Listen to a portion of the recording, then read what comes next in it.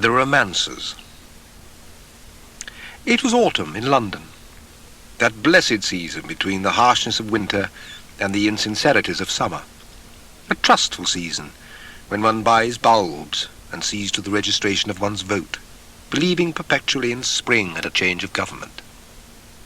Morton Crosby sat on a bench in a secluded corner of Hyde Park, lazily enjoying a cigarette and watching the slow, gazing promenade of a pair of snow geese, the male looking rather like an albino edition of the russet-hued female. Out of the corner of his eye, Crosby also noted with some interest the hesitating hoverings of a human figure, which had passed and repassed his seat 2 or 3 times at shortening intervals, like a wary crow about to alight near some possibly edible morsel. Inevitably, the figure came to an anchorage on the bench, within easy talking distance of its original occupant. The uncared-for clothes, the aggressive, grizzled beard, and the furtive, evasive eye of the newcomer bespoke the professional cadger, the man who would undergo hours of humiliating tale-spinning and rebuff, rather than adventure on half a day's decent work. For a while, the newcomer fixed his eyes straight in front of him in a strenuous, unseeing gaze.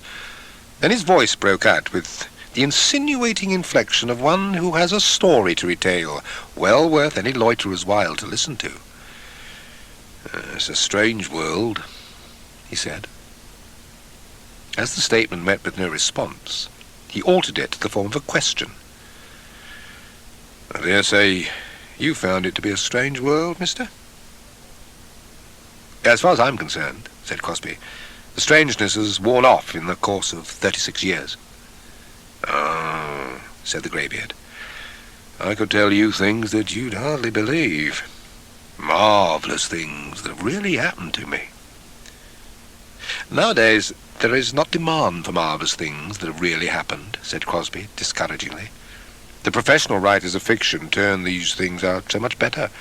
For instance, my neighbours tell me wonderful, incredible things that their Aberdeens and Chows and Borzois have done. I never listen to them. On the other hand, I've read down to the Baskervilles 3 times. The greybeard moved uneasily in his seat. Then he opened up new country. "I take it that you are a professing Christian?" he observed. "I am a prominent, and I think I may say an influential member of the Mussulman community of Eastern Persia," said Crosby, making an excursion himself into the realms of fiction. The greybeard was obviously disconcerted at this new check of introductory conversation, but the defeat was only momentary. "Persia? I should have never taken you for a Persian," he remarked, with a somewhat aggrieved air. "I am not," said Crosby. "My father was an Afghan." "An Afghan?" said the other, smitten into bewildered silence for a moment. Then he recovered himself and renewed his attack. "Afghanistan, We've had some wars with that country. Now, I dare say instead of fighting it, we might have learned something from it. Fine, wealthy country, I believe. No real poverty there." He raised his voice on the word poverty with a suggestion of intense feeling. Crosby saw the opening and avoided it. "It possesses, nevertheless, a number of highly talented and ingenious beggars," he said. "If I had not spoken so disparagingly of marvellous things that have really happened, I would tell you the story of Ibrahim and the 11 camel-loads of blotting paper. Also, I've forgotten exactly how it ended." "My own life story is a curious one," said the stranger, apparently stifling all desire to hear the history of Ibrahim. "I was not always as you see me now." "We are supposed to undergo complete change in the course of every 7 years," said Crosby, as an explanation of the foregoing announcement. "I mean, I was not always in such distressing circumstances as I am at present," pursued the stranger, doggedly. "That sounds rather rude," said Crosby, stiffly, "considering that you are at present talking to a man reputed to be one of the most gifted conversationalists of the Afghan border." "Why, no, I don't mean it that way," said the greybeard hastily. "I've been very much interested in your conversation. I was alluding to my unfortunate financial situation. You mayn't hardly believe it, but at the present moment I am absolutely without a farthing. Don't see any prospect of getting any money either for the next few days. I don't suppose you've ever found yourself in such a position," he added. "In the town of Yom," said Cosby, "which is in southern Afghanistan, and which also happens to be my birthplace, there was a Chinese philosopher who used to say that one of the 3 chiefest human blessings was to be absolutely without money. I forget what the other 2 were." "Oh, I dare say," said the stranger, in a tone that betrayed no enthusiasm for the philosopher's memory. "And did he practice what he preached? That's the test." "Yeah, he lived happily with very little money or resources," said Crosby. "Then I expect he had friends who would help him liberally whenever he was in difficulties, such as I am at present." "In Yom," said Crosby, "it is not necessary to have friends in order to obtain help. Any citizen of Yom would help a stranger as a matter of course." The greybeard was now genuinely interested. The conversation had at last taken a favourable turn. "If someone, like me for instance, who was in undeserved difficulties, asked a citizen of that town you speak of for a small loan to tide over a few days' impecuniosity, 5 shillings, or perhaps a rather larger sum, would it be given to him as a matter of course?" "There would be a certain preliminary," said Crosby. "One would take him to a wine shop and treat him to a measure of wine, and then, after a little high-flown conversation, one would put the desired sum in his hand and wish him good day.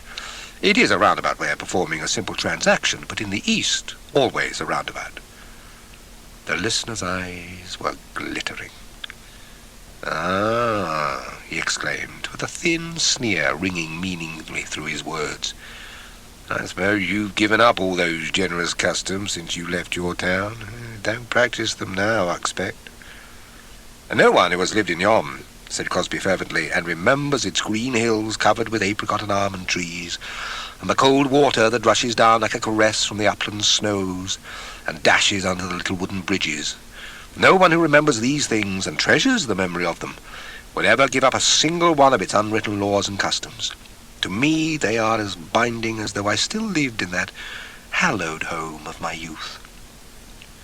"Then, if I was to ask you for a small loan," began the greybeard, fawningly, edging nearer on the seat and hurriedly wondering how large he might safely make his request.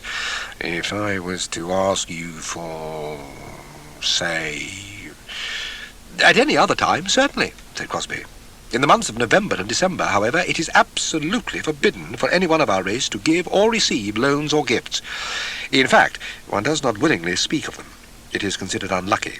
We will therefore close this discussion." "But it's still October," exclaimed the adventurer, with an eager, angry whine, as Crosby rose from his seat. "What's 8 days to the end of the month?" "The Afghan November began yesterday," said Crosby severely, and in another moment he was striding across the park, leaving his recent companion scowling and muttering furiously on the seat. "I don't believe a word of his story," he chattered to himself. "Pack of nasty lies from beginning to end. Wish I'd told him so to his face, calling himself an Afghan." The snorts and snarls that escaped from him from the next quarter of an hour went far to support the truth of the old saying, "The two of a trade never agree."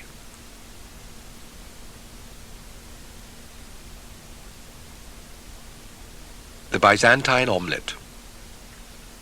Sophie Chattel-Monkheim was a socialist by conviction and a Chattel-Monkheim by marriage. The particular member of that wealthy family whom she had married was rich even as his relatives counted riches. Sophie had very advanced and decided views as to the distribution of money. It was a pleasing and fortunate circumstance that she also had the money. When she inveighed eloquently against the evils of capitalism at drawing-room meetings and Fabian conferences, she was conscious of a comfortable feeling that the system, with all its inequalities and iniquities, will probably last her time. It is one of the consolations of middle-aged reformers that the good they inculcate must live after them, if it is to live at all. On a certain spring evening, somewhere towards the dinner hour, Sophie sat tranquilly between her mirror and her maid, undergoing the process of having her hair built into an elaborate reflection of the prevailing fashion. She was hedged around with a great peace, the peace of one who has attained a desired end with much effort and perseverance, and who has found it still eminently desirable in its attainment. The Duke of Syria had consented to come beneath her roof as a guest, was even now installed beneath her roof, and would shortly be sitting at her dining table. As a good socialist, Sophie disapproved of social distinctions and derided the idea of a princely caste. But if there were to be these artificial gradations of rank and dignity, she was pleased and anxious to have an exalted specimen of an exalted order included in her house party. She was broad-minded enough to love the sinner while hating the sin. Not that she entertained any warm feeling of personal affection for the Duke of Syria. He was a comparative stranger. But still, as the Duke of Syria, he was very, very welcome beneath her roof. She could not have explained why, but no one was likely to ask her for an explanation, and most hostesses envied her. "You must surpass yourself tonight, Richardson," she said complacently to her maid. "I must be looking my very best. We must all surpass ourselves." The maid said nothing, but from the concentrated look in her eyes and the deft play of her fingers, it was evident that she was beset with the ambition to surpass herself. A knock came at the door, a quiet but peremptory knock, as of someone who would not be denied. "Go and see who it is," said Sophie. "It may be something about the wine." Richardson held a hurried conference with an invisible messenger at the door. When she returned, there was noticeable a curious listlessness in place of her hitherto alert manner. "What is it?" asked Sophie. "The household servants have downed tools, madam," said Richardson. "Downed tools?" exclaimed Sophie. Do you mean to say they've gone on strike?" "Yes, madam," said Richardson, adding the information, "It's Gaspar that the trouble's about." "Gaspar?" said Sophie, wonderingly. "The emergency chef? The omelette specialist?" "Yes, madam. Before he became an omelette specialist, he was a valet, and he was one of the strike breakers in the great strike at Lord Grimford's 2 years ago. As soon as the household staff here learned that you'd engaged him, they resolved to down tools as a protest. They haven't got any grievance against you, personally, but they demand that Gaspar should be immediately dismissed." "But," protested Sophie, "he's the only man in England who understands how to make a Byzantine omelette. I engaged him specially for the Duke of Syria's visit, and it would be impossible to replace him at short notice. I should have to send to Paris, and the Duke loves Byzantine omelettes. It was the one thing we talked about coming from the station." "He was one of the strike breakers at Lord Grimford's," reiterated Richardson. "This is too awful," said Sophie. "A strike of servants at a moment like this, with the Duke of Syria staying in the house. Oh, something must be done immediately. Quick, finish my hair, and I'll go and see what I can do to bring them round."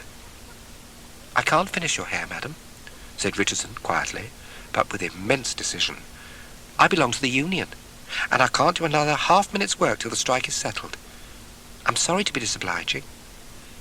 "But this is inhuman!" exclaimed Sophie tragically. "I've always been a model mistress, and I've refused to employ any but union servants, and this is the result. I can't finish my hair myself. I don't know how to.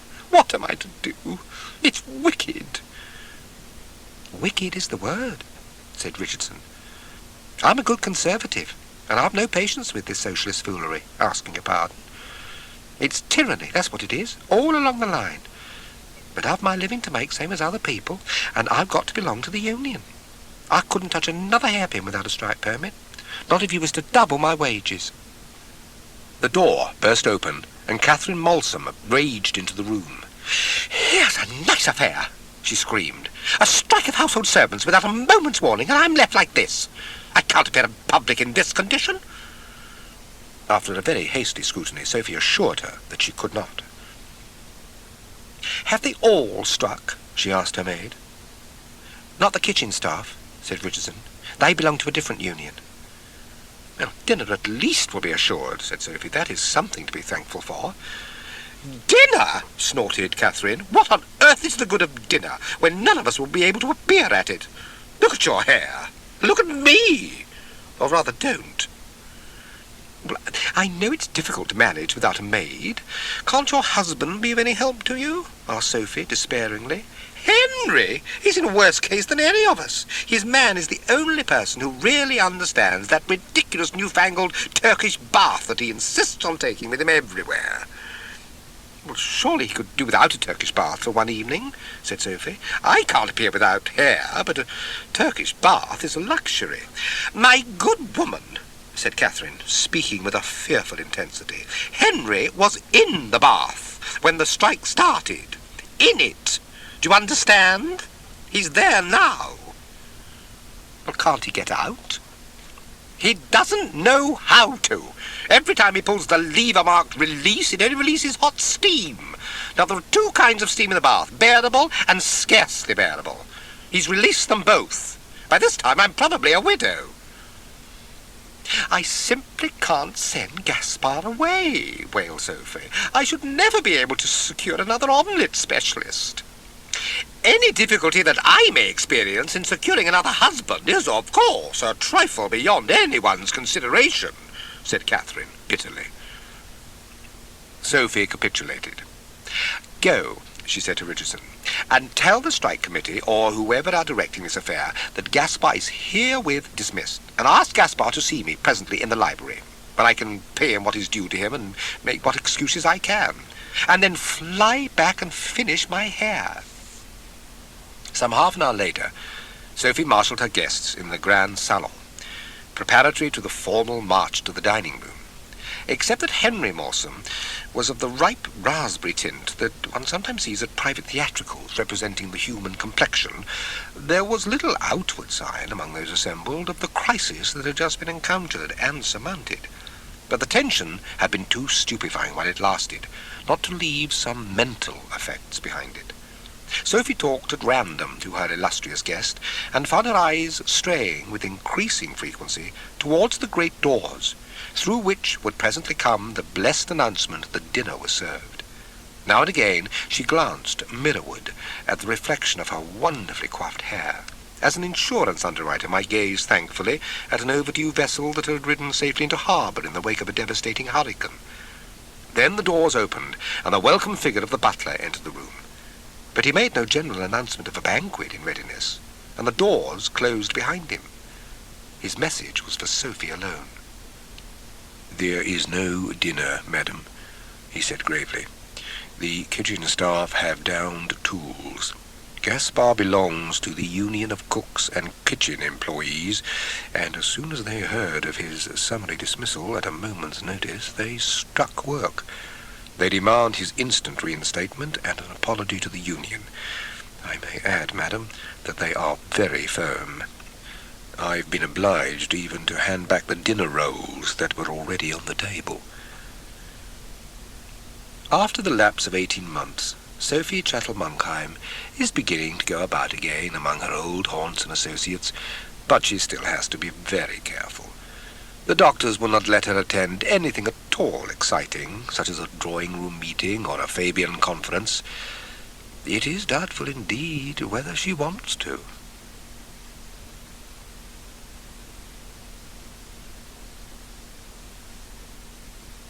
The Storyteller. It was a hot afternoon, and the railway carriage was correspondingly sultry, and the next stop was at Templecombe, nearly an hour ahead. The occupants of the carriage were a small girl, and a smaller girl, and a small boy. An aunt belonging to the children occupied one corner seat, and the further corner seat, on the opposite side, was occupied by a bachelor who was a stranger to their party. But the small girls and the small boy emphatically occupied the compartment. Both the aunt and the children were conversational in a limited, persistent way, reminding one of the attentions of a housefly that refused to be discouraged. Most of the aunt's remarks seemed to begin with "don't," and nearly all of the children's remarks began with "why?" The bachelor said nothing out loud. "Don't, Cyril, don't!"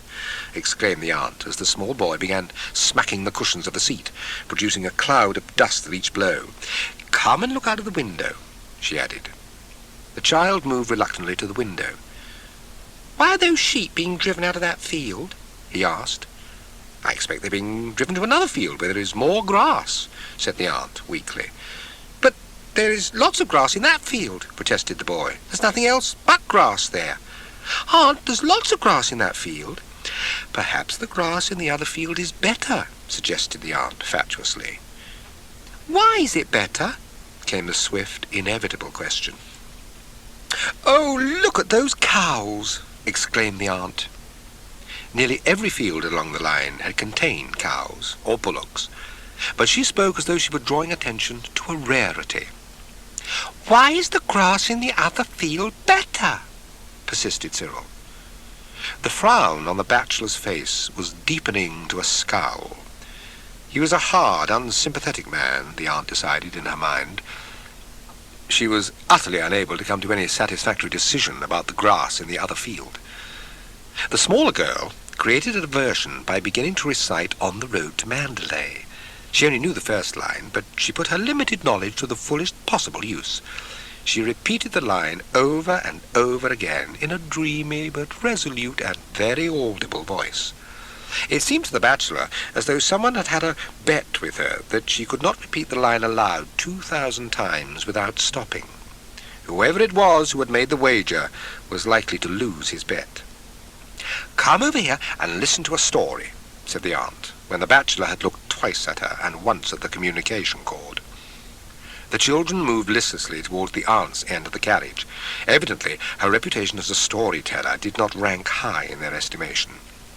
In a low, confidential voice, interrupted at frequent intervals by loud, petulant questions from her listeners, she began an unenterprising and deplorably uninteresting story about a little girl who was good and made friends with everyone on account of her goodness, and was finally saved from a mad bull by a number of rescuers who admired her moral character.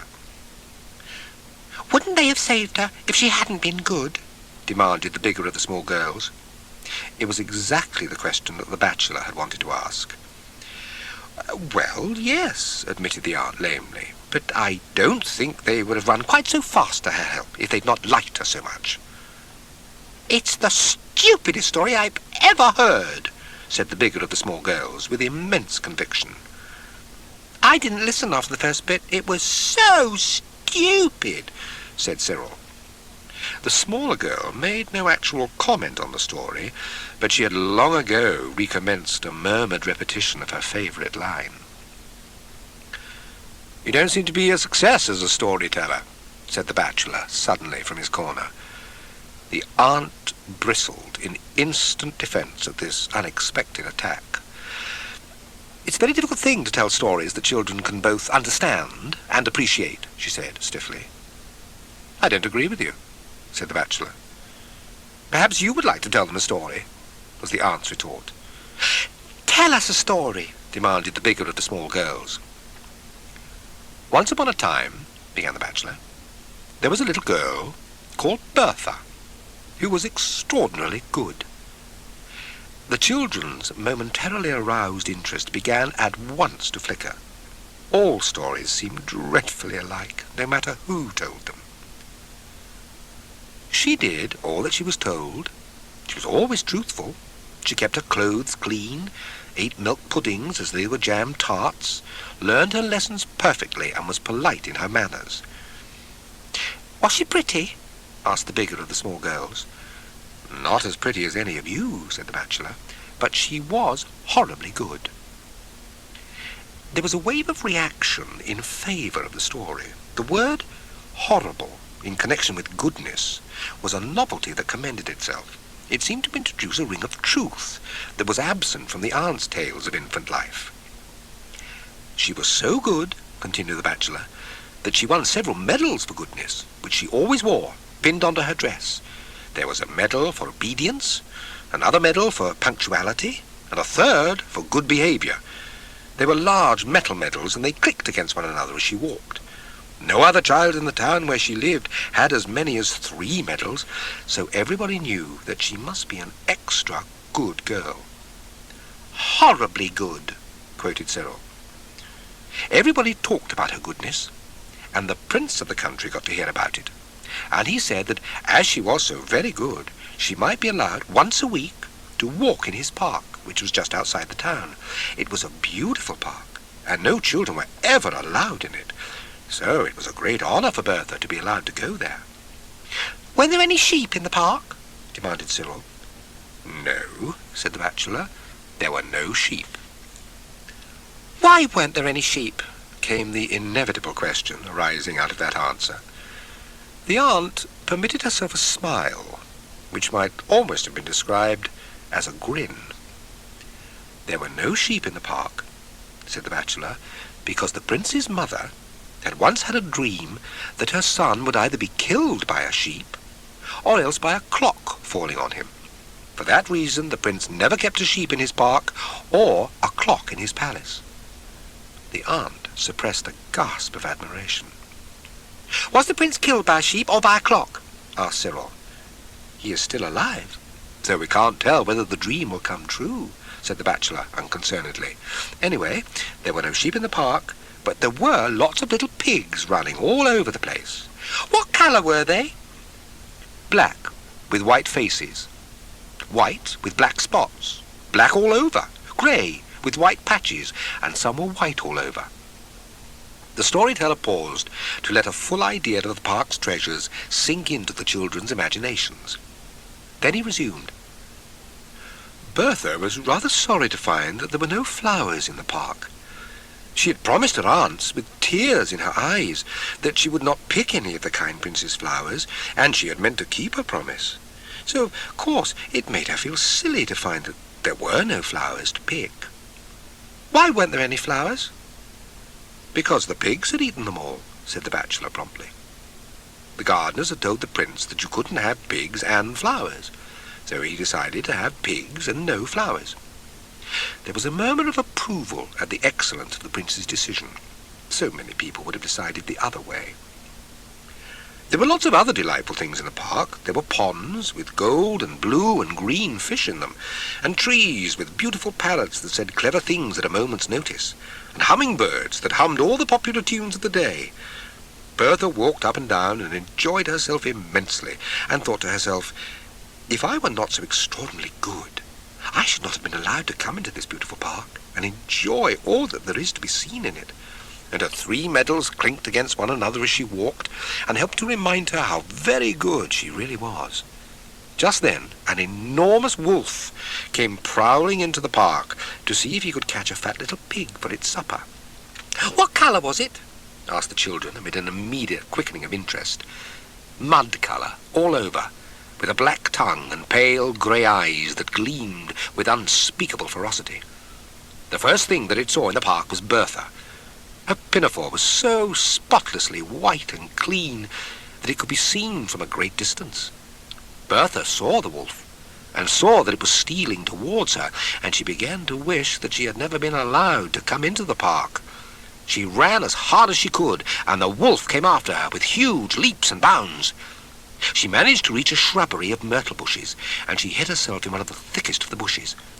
The wolf came sniffing among the branches, its black tongue lolling out of its mouth, and its pale grey eyes glaring with rage. Bertha was terribly frightened, and thought to herself, if I had not been so extraordinarily good, I should have been safe in the town at this moment. However, the scent of the myrtle was so strong that the wolf could not sniff out where Bertha was hiding, and the bushes were so thick that he might have hunted about in them for a long time without catching sight of her. So he thought he might as well go off and catch a little pig instead. Bertha was trembling very much at having the wolf prowling and sniffing so near her, and as she trembled, the medal for obedience clinked against the medals for good conduct and punctuality. The wolf was just moving away when he heard the sound of the medals clinking, and stopped to listen. They clinked again in a bush quite near him. He dashed into the bush, his pale grey eyes gleaming with ferocity and triumph, and dragged Bertha out and devoured her to the last morsel. All that was left of her were her shoes, bits of clothing, and the 3 medals for goodness. "Were any of the little pigs killed?" No, they all escaped. "The story began badly," said the smaller of the small girls, "but it had a beautiful ending." "It's the most beautiful story that I ever heard," said the bigger of the small girls with immense decision. "It is the only beautiful story I have ever heard," said Cyril. A dissentient opinion came from the aunt. "A most improper story to tell young children. You have undermined the effect of years of careful teaching." "At any rate," said the bachelor, collecting his belongings preparatory to leaving the carriage, "I have kept them quiet for 10 minutes, which is more than you were able to do." "Unhappy woman," he observed to himself as he walked down the platform at Templecombe Station. "For the next 6 months or so those children will assail her in public with demands for an improper story." Mrs. Packletide's Tiger. It was Mrs. Packletide's pleasure and intention that she should shoot a tiger. Not that the lust to kill had suddenly descended on her, or that she felt that she would leave India safer and more wholesome than she had found it, with 1 fraction less of wild beasts per million of inhabitants. The compelling motive for her sudden deviation towards the footsteps of Nimrod was the fact that Luna Bimberton had recently been carried 11 miles in an aeroplane by an Algerian aviator and talked of nothing else. Only a personally procured tiger skin and a heavy harvest of press photographs could successfully counter that sort of thing. Mrs. Packletide had already arranged in her mind the lunch she would give at her house in Curzon Street, ostensibly in Luna Bimberton's honour, with a tiger skin rug occupying most of the foreground and all of the conversation. She had also already designed in her mind the tiger claw brooch that she was going to give Luna Bimberton on her next birthday. In a world that is supposed to be chiefly swayed by hunger and by love, Mrs. Packletide was an exception. Her movements and motives were largely governed by dislike of Luna Bimberton. Circumstances proved propitious.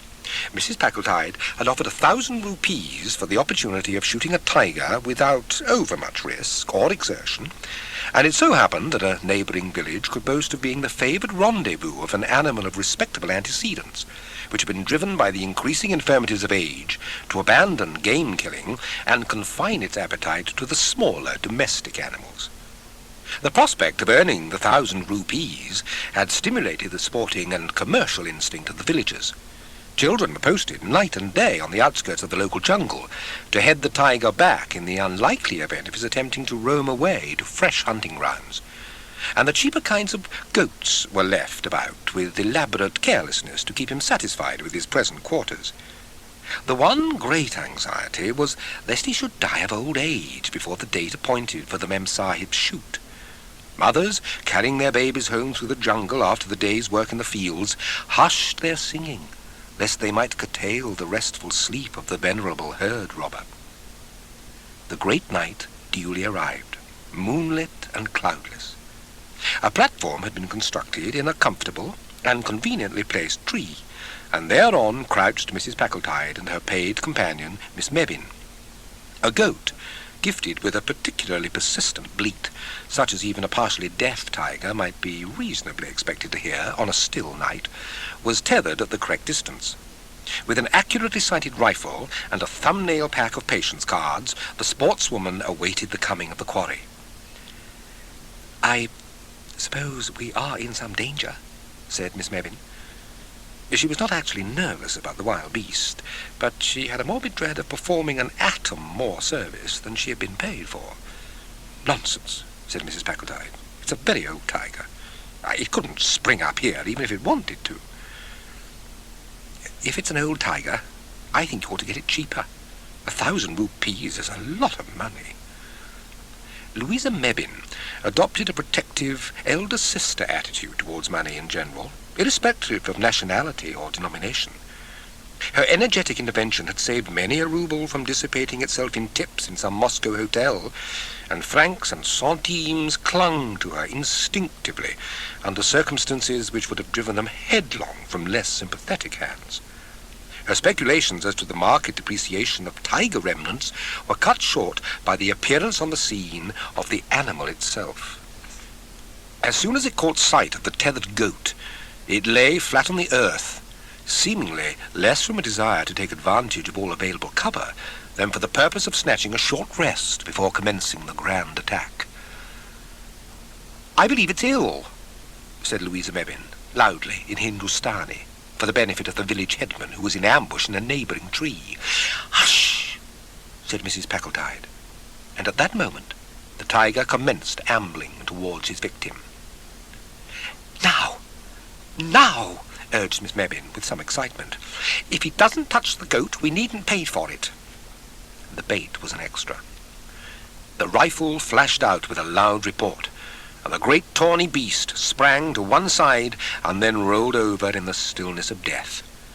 In a moment, a crowd of excited natives have swarmed onto the scene, and their shouting speedily carried the glad news to the village, where a thumping of tom-toms took up the chorus of triumph, and their triumph and rejoicing found a ready echo in the heart of Mrs. Packletide. Already that luncheon party in Curzon Street seemed immeasurably nearer. It was Louisa Mebbin who drew attention to the fact that the goat was in death throes from a mortal bullet wound, while no trace of the rifle's deadly work could be found on the tiger. Evidently the wrong animal had been hit, and the beast of prey had succumbed to heart failure, caused by the sudden report of the rifle, accelerated by senile decay. Mrs. Packletide was pardonably annoyed at the discovery, but, at any rate, she was the possessor of a dead tiger, and the villagers, anxious for their 1,000 rupees, gladly connived at the fiction that she had shot the beast, and Miss Mebbin was a paid companion. Therefore did Mrs. Packletide face the cameras with a light heart, and her pictured fame reached from the pages of the Texas Weekly Snapshot to the illustrated Monday supplement of the Novo Vremya. As for Luna Bimberton, she refused to look at an illustrated paper for weeks, and her letter of thanks for the gift of a tiger-claw brooch was a model of repressed emotions. The luncheon party she declined. There are limits beyond which repressed emotions become dangerous. From Curzon Street, the tiger-skin rug travelled down to the manor house, and was duly inspected and admired by the county, and it seemed a fitting and appropriate thing when Mrs. Packletide went to the county costume ball in the character of Diana. She refused to fall in, however, with Clovis's tempting suggestion of a primeval dance party, at which everyone would wear the skins of beasts they had recently slain. "I should be in rather a baby bunting condition," confessed Clovis, "with a miserable rabbit skin or two to wrap up in. But then," he added, with a rather malicious glance at Diana's proportions, "my figure is quite as good as that Russian dancing boy's." "How amused everyone would be if they knew what really happened," said Louisa Mebbin a few days after the ball. "What do you mean?" asked Mrs. Packletide quickly. "How you shot the goat and frightened the tiger to death," said Miss Mebbin, with her disagreeably pleasant laugh. "No one will believe it," said Mrs. Packletide, her face changing colour as rapidly as if it were going through a book of patterns before post-time. "Luna Bimberton would," said Miss Mebbin. Mrs. Packletide's face settled on an unbecoming shade of greenish-white. "You surely wouldn't give me away?" she asked. "I've seen a weekend cottage near Dorking that I should rather like to buy," said Miss Mebbin, with seeming irrelevance. 680 freehold, quite a bargain. Only I don't happen to have the money." Louisa Mebbin's pretty weekend cottage, christened by her Les Fauves, and gay in summertime with its garden borders of tiger lilies, is the wonder and admiration of her friends. "It is a marvel how Louisa manages to do it," is the general verdict. Mrs. Packletide indulges in no more big game shooting. "The incidental expenses are so heavy," she confides to inquiring friends.